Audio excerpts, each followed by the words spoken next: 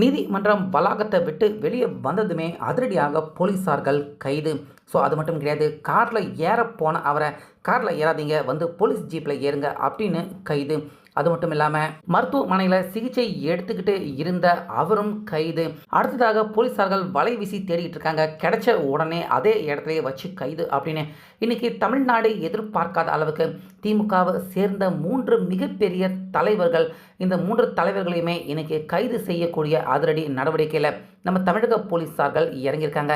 So அப்படிப்பட்ட அவசர முடிவு, அவசர அதிரடி உத்தரவையுமே நம்ம முதல்வர் விஜய் அவர்கள் தான் போட்டிருக்காரு. அப்படி இன்னைக்கு அவசரமாக 3 திமுகவை சேர்ந்த தலைவர்கள் எல்லாரையுமே யார் யாரை கைது பண்ணியிருக்காங்க, எதுக்காக கைது பண்ணியிருக்காங்க, முதல்வர் விஜய் எதுக்காக இந்த உத்தரவை அவர் பிறப்பிச்சிருக்காரு அப்படிங்கிற தமிழக மக்கள் எல்லாருமே எதிர்பார்த்துக்கிட்டு இருந்த அந்த சம்பவம் நடந்திருக்கு.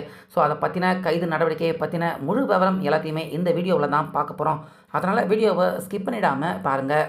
ஸோ இதில் ஃபஸ்ட்டு அனிதா ராதாகிருஷ்ணன், இவர் கடந்த சில தினங்களுக்கு முன்னாடி நம்ம முதலமைச்சர் விஜய் அவரை மைக்கு கிடச்சிச்சு அப்படின்னு விமர்சனம் பண்ணி பேசுனது மட்டும் இல்லாமல் ரொம்ப மோசமாக ஒருமையில் கெட்ட வார்த்தைகளை பயன்படுத்தி ஒரு முதலமைச்சரை திட்டுறோமே அப்படிங்கிறது கூட மனசில் இல்லாமல் ஒருமையில் பேசி திட்டியிருக்காரு. ஸோ இதுக்காக வழக்கு பதிவு செய்யப்பட்டிருந்தது. உடனே பார்த்தீங்கன்னா இந்த அனிதா ராதாகிருஷ்ணன் அவர்கள், ஐயோ நான் தெரியாமல் பேசிட்டேன், ஒரு ஃப்ளோவில் பேசிட்டேன், என்னை மன்னிச்சிடுங்க அப்படின்லாம் கதறியிருக்காரு அந்த வழக்கு பதிவு செய்யப்பட்டதுக்கு அப்புறமா. அது மட்டும் இல்லாமல் கண்டிப்பாக தன்னை கைது செய்ய போகிறாங்க முதல்வர் விஜய் அப்படின்னு தெரிஞ்சதுமே முன்ஜாமீன் எடுக்கிறதுக்கெல்லாம் ட்ரை பண்ணியிருக்காரு. நீதிமன்றத்தில் அதற்கான மனுவையுமே தாக்கல் பண்ணியிருந்திருக்காரு இந்த ராதாகிருஷ்ணன். ஆனால் இன்றைக்கி விசாரணைக்கு வந்திருந்த நீதிபதிகள், நீங்கள் கிட்டத்தட்ட 6-7 வாட்டி அமைச்சராகவும் எம்எல்ஏவாகவும் இருந்திருக்கீங்க, எப்படி பேசணும் அப்படிங்கிறது கூட உங்களுக்கு தெரியாதா? ஒரு முதலமைச்சருக்கான பதவிக்கான அந்த மரியாதையை கண்டிப்பாக கொடுத்து தான் ஆகணும். நீங்கள் ஒருமையில் அவரை பேசுனீங்கன்னா கெட்ட வார்த்தை பேசுனதுக்கான அந்த பலனை நீங்கள் அனுபவிச்சு தான் ஆகணும் அப்படின்னு அவருடைய அந்த முன்ஜாமீனை நீதிபதிகள் அவங்க ரத்து பண்ணுறாங்க. ஸோ ரத்து ஆனதுக்கப்புறமா வெளியே வர்றாரு அனிதா ராதாகிருஷ்ணன். அதே இடத்துலையே வச்சு இன்றைக்கி மத்தியானம் அனிதா ராதாகிருஷ்ணன் அவர்களை போலீஸார்கள் அதிரடியாக கைது பண்ணுறாங்க. ஸோ கைது தானே பண்ணியிருக்கீங்க, நான் போலீஸ் ஸ்டேஷனுக்கு என்னுடைய கார்லேயே வரேன் அப்படின்னு அனிதா ராதாகிருஷ்ணன் அவர் போய் பார்த்தீங்கன்னா தன்னுடைய காரில் ஏறியிருக்காரு. இல்லைங்க, கார்லலாம் கொண்டு போக முடியாது, நீங்கள் ஜீப்பில் ஏறுங்க, உங்களை கைது பண்ணிவிட்டு தான் கூட்டு போகிறோம், அதனால் ஜீப்பில் தான் ஏறணும் அப்படின்னு அனிதா ராதாகிருஷ்ணன் அவரில் காரில் ஏறின அவரை கீழே இறக்கி விட்டு போலீஸார்கள் கைது பண்ணியிருக்காங்க. முதல் திமுகவை சேர்ந்த ஒரு நபரை இந்த ஆட்சியில் முதல்வர் விஜய் அவர் தலைமையில் கைது பண்ணியிருக்க அனிதா ராதாகிருஷ்ணன் முதல் நபராக கைது செய்யப்பட்டிருக்காரு அப்படின்னே சொல்லலாம். ஒரு எம்எல்ஏ கேண்டிடேட்டை முதல்வர் விஜய் அவர் கைது பண்ணியிருக்காரு. ஸோ அதே போல் அடுத்த 2வதாக பார்த்தீங்கன்னா இன்னைக்கு வழக்கு விசாரணைக்கு வருது. யாருடைய வழக்கு அப்படின்னா ஏவா வேலு அவருடைய வழக்கு இன்னைக்கு விசாரணைக்கு நீதிமன்றத்துக்கு வந்திருக்கு. அதுக்கு ஏவா வேலு அவர் ஆஜர் ஆகணும். ஆனால் எனக்கு உடம்பு முடியல, நான் வந்து ரெஸ்ட்டில் இருக்கேன், இங்கே வலிக்குது அங்கே வலிக்குது அப்படின்னு வழக்கமாக திமுக அவங்க கையாளுவாங்கள ஒரு பாணி, அந்த பாணியை கையாண்டுக்கிட்டு இருக்கார் ஏவா வேலு. அதனால் இன்றைக்கி நான் வந்து ஆஜராக முடியாது, என்னுடைய வழக்கு விசாரணை பண்ணுங்கள், என்னுடைய வக்கீல் வந்து ஆஜராவார், என்னால் வர முடியாது அப்படிங்கிற மாதிரி ஏவா வேலு நீதிமன்றத்துக்கு இந்த லெட்டரை பார்த்தீங்கன்னா அவர் அனுப்பி வச்சிருக்காரு. இந்த வழக்கும் இன்றைக்கி விசாரணை நடந்துக்கிட்டு இருக்கு. கண்டிப்பாக இந்த வழக்கிலையுமே ஏவா வேலு அவரை தூக்கிறதுக்கான வாய்ப்புகள் இருக்குது அப்படின்னு சொல்கிறாங்க.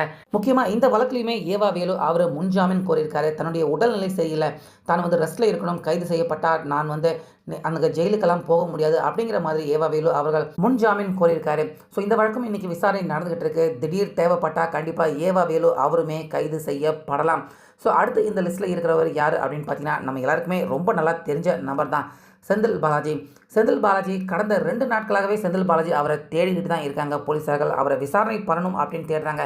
ஆனால் சிக்க மாட்டாரு, எங்கே இருக்காரு அப்படிங்கிறது புரியல. போலீஸார்கள் தேடிக்கிட்டே இருக்காங்க. எதுக்காக அப்படின்னா முதல்வர் விஜய் அவருடைய ஆட்சியை கவிழ்க்கிறதுக்காக கிட்டத்தட்ட 15 தமிழக வெற்றி கழகம் எம்எல்ஏக்கள் அவங்க எல்லாருக்கிட்டையுமே பேரம் பேசியிருக்காரு. இது சம்மந்தப்பட்ட தமிழக வெற்றி கழகம் எம்எல்ஏ இளையராஜா அவர் மனு கொடுத்துருக்காரு. வழக்கு பதிவு செய்யப்பட்டிருக்கு. இதனால் செந்தில் பாலாஜி அவருடைய சகோதரரை கைது பண்ண தேடிட்டு இருக்காங்க. செந்தில் பாலாஜி அவரை விசாரணை பண்ணுறதுக்காக அவருடைய வீடு, அலுவலகம் எல்லா இடத்துலையுமே போலீஸார்கள் கடந்த 2 நாளாக தேடிட்டு இருக்காங்க. எங்கேயுமே சிக்க மாட்டாரு செந்தில் பாலாஜி, தப்பிச்சு போயிட்டு இருக்காரா அப்படின்னு தெரியல. ஸோ ஆக மொத்தம் ராதாகிருஷ்ணன் அவரை கைது பண்ணிட்டாங்க. இன்னும் 2 கைது நடவடிக்கையை 2 பேரையுமே கைது பண்ணுறதுக்கு போலீஸார்கள் தயாராக இருக்காங்க. எந்த நேரத்தில் வேணாலும் கைது பண்ணலாம் அப்படிங்கிற அந்த நிலைமையில தான் போலீஸார்கள் இருக்காங்க. ஸோ இதனால் திமுகவில் கடந்த ஆட்சியில் நாங்கள்லாம் பெரிய அரசியல்வாதிகள், தலைவர்கள் அப்படின்னு சொல்லிட்டு இருந்தவங்க எல்லாருமே இப்போ வெளியே கூட வர முடியாமல் நெஞ்சு வலிக்குது அப்படின்னு ஒருத்தர் ஹாஸ்பிட்டலில் படுத்துக்கிட்டு இருக்காரு. இன்னொருத்தர் தலையை வெளியே காட்ட முடியாமல் செந்தில் பாலாஜி தலைமறைவாக ஆகிட்டு இருக்காரு. முக்கியமாக செந்தில் பாலாஜி தம்பியெல்லாம் கட்ட பஞ்சாயத்து பண்ணிக்கிட்டு கரூர் பகுதியில் கரூர் கேங்கை வச்சுக்கிட்டு ஒரு அராஜகமான ஆட்சி நடத்திக்கிட்டு இருந்தார். அவரே இப்போ தலையை வெளியே காட்ட முடியாமல் பதுங்கி தப்பிச்சு ஓடிக்கிட்டு இருக்காங்க. பத்தாக்குறைக்கு அனிதா ராதாகிருஷ்ணன் வாய் இருந்தால் எதை வேணாலும் பேசலாம் அப்படின்னு பேசிட்டு இப்போ இன்னைக்கு கைது செய்யப்பட்டிருக்காரு.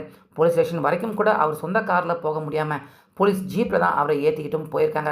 அந்த அளவுக்கு நம்ம முதல்வர் விஜய் அவர்கள் இதுக்கு முன்னாடி தப்பு பண்ணவங்க யாரையுமே சும்மா விட மாட்டேன் அப்படின்னு அவர் சொன்ன அந்த வார்த்தைகளை நிஜம் ஆக்கும் விதமாக இன்னைக்கு திமுகவை சேர்ந்தவங்க எல்லாருமே அலறிக்கிட்டு இருக்காங்க. அந்த அளவுக்கு ஒவ்வொருத்தரையுமே தேடி தேடி தப்பு பண்ணவங்க எல்லாரையுமே முதல்வர் விஜய் அவர்கள் தண்டிச்சுக்கிட்டு இருக்காரு.